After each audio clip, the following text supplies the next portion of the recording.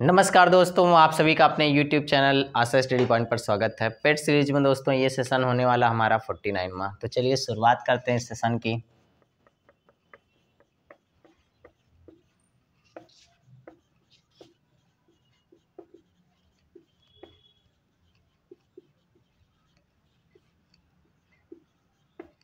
पिछले सेशन से यदि आपने नहीं देखे हैं तो देख लीजिएगा, चैनल के प्लेलिस्ट में आपको सभी मिल जाएंगे।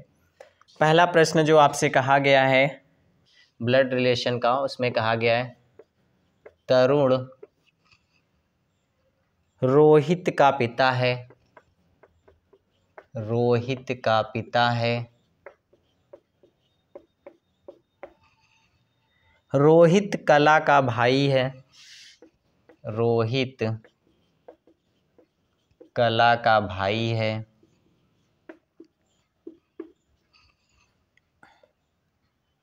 कला दिलीप की पत्नी है। कला दिलीप की पत्नी है।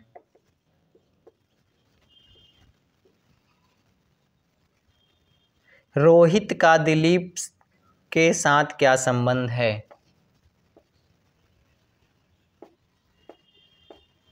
रोहित का दिलीप के साथ क्या संबंध है?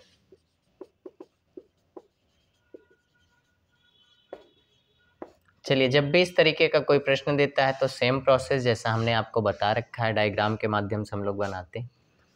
सबसे पहले देखिए, रोहित का पिता कौन है? तरुण। तो तरुण को ऊपर बना दीजिए और रोहित को नीचे बना दीजिए। जनरेशन बदलती तो ऊपर नीचे बनाते हैं। रोहित कला का भाई है तो कला को सामने बना दीजिए, रोहित का भाई हो गया। कला दिलीप की पत्नी है तो यहाँ पे पत्नी है किसकी? दिलीप की, तो दिलीप को बना लेते हैं। यहाँ पे ध्यान दीजिएगा, ये इसका पति हो जाएगा और ये यहाँ पे इसके बारे में बोला गया भाई। फिर क्या कहा गया? रोहित का दिलीप के साथ क्या संबंध है? तो यहाँ पे ध्यान दीजिएगा, अब ये इसकी क्या है? पत्नी, और ये क्या है? इनके पत्नी का भाई, तो इनके लिए क्या हो जाएगा? ये साला, तो इसका संबंध क्या हो जाएगा? साला का। ठीक है। और अगर यहाँ से बात करता, अगर दिलीप के बारे में पूछा जाता कोई संबंध तरुण से, तो ये इनका दामाद हो जाता, ये इनके ससुर हो जाते। तो ये सारे रिलेशन है। फिलहाल हमसे रोहित के बारे में पूछा तो रोहित इसका क्या होगा? साला होगा, यानी ब्रदर इन लॉ जिसे कहते हैं, साला हो जाएगा। नेक्स्ट प्रश्न देखिएगा दोस्तों। नेक्स्ट प्रश्न में आपसे कहा गया है डायरेक्शन टेस्ट का। राजू अपनी उत्तर पश्चिम दिशा में 2 किलोमीटर चला। राजू अपनी उत्तर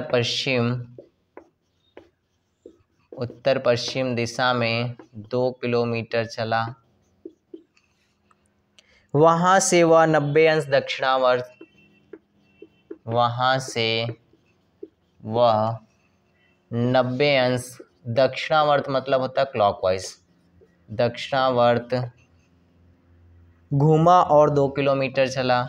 घूमा और 2 किलोमीटर चला। फिर से वह वहां से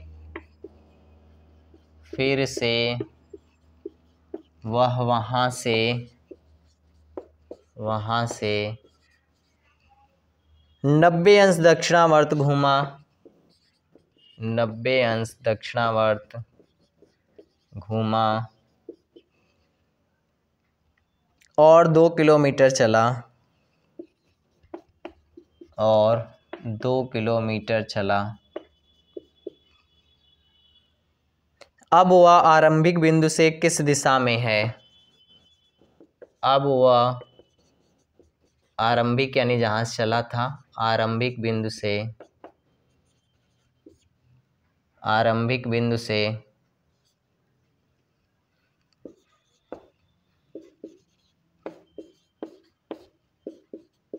किस दिशा में है? जब भी इस तरीके के प्रश्न बनते हैं आपके, तो आपको क्या करना है? एक प्लस सिंबल बनाना है और एंगल के बारे में भी कह रहा है, तो हम लोग देखेंगे एंगल कैसे घुमाते हुए। तो जो आपको प्लस सिंबल बनाते हैं तो इसका मतलब क्या, इससे दिशा पता चल जाती है।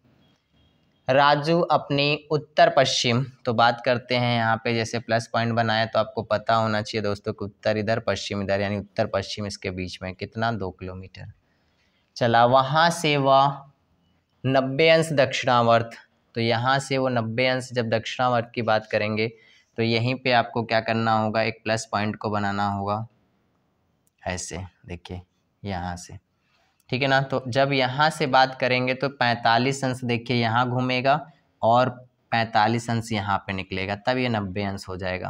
यानी क्लॉकवाइज कितना घूमा, 90 अंश अपने दक्षिणावर्त घड़ी की दिशा में। फिर क्या करता है, वह कितनी दूरी है, 2 किलोमीटर चला। 2 किलोमीटर चलने के बाद फिर से वहाँ से वह 90 अंश दक्षिणावर्त घूमता है। 90 अंश दक्षिणावर्त घूमता है तो फिर यहाँ पे देखिएगा जब इस दिशा में वो जा रहा होगा तो यहाँ पे जब हम प्लस पॉइंट बनाएंगे तो यहाँ पे दक्षिणावर्त मतलब 90 अंश यहाँ पे ये घूम जाएगा, 90 अंश यहाँ घूम गया। फिर कितना गया वो, 2 किलोमीटर। फिर से वो क्या करता है दोस्तों, 90 अंश दक्षिणावर्त घूमता है, इसका मतलब वो इस दिशा में आ जाएगा और 2 किलोमीटर दूरी इसका मतलब ये हो जाएगी। देखिए 2 ये, ठीक है ना। अब पूछा गया देखिए यहाँ से, फिर ये मतलब दूरी समान हो जाएगी तो ये यानी ये बिंदु इसके समान पे आ जाएगा।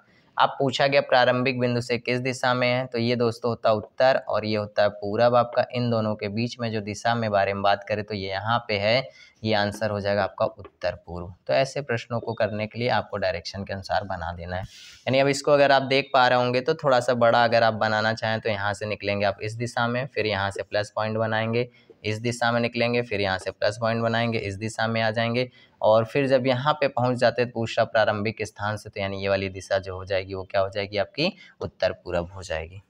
आइए नेक्स्ट प्रश्न देखते हैं।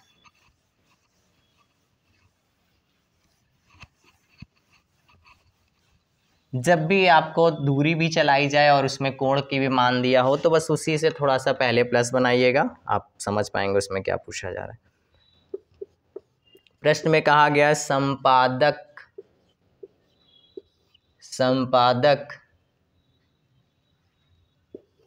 का जो संबंध है पत्रिका से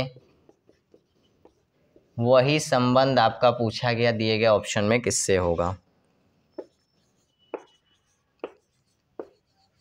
पहला ऑप्शन आपसे जो कहा गया है उपन्यास का लेखक से, उपन्यास का लेखक से। दूसरा ऑप्शन जो आपसे कहा गया कविता का कवि से, कविता का कवि से। नेक्स्ट है कुर्सी का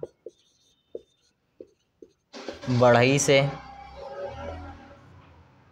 और फिर कहा गया आपका निर्देशक का फिल्म से।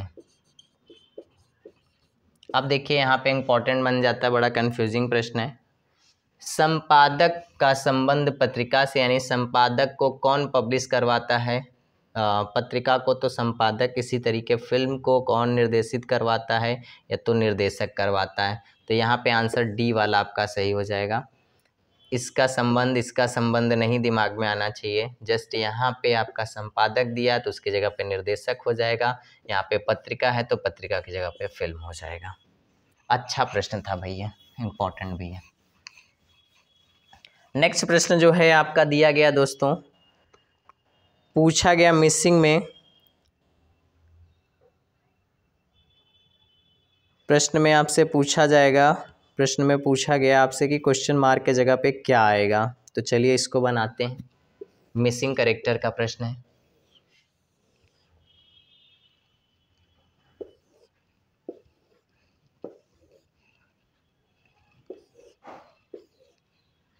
एक बॉक्स आपका और दिया हुआ है ऐसे। अब इसमें कहा गया 5 है, फिर क्वेश्चन मार्क है, यहाँ पे क्या आएगा 4 है और 15 है, यहाँ पे 2 है, यहाँ पे 3 है, 5 है, 7 है, 7 है, 1 है, 2 है और आपका 13 है।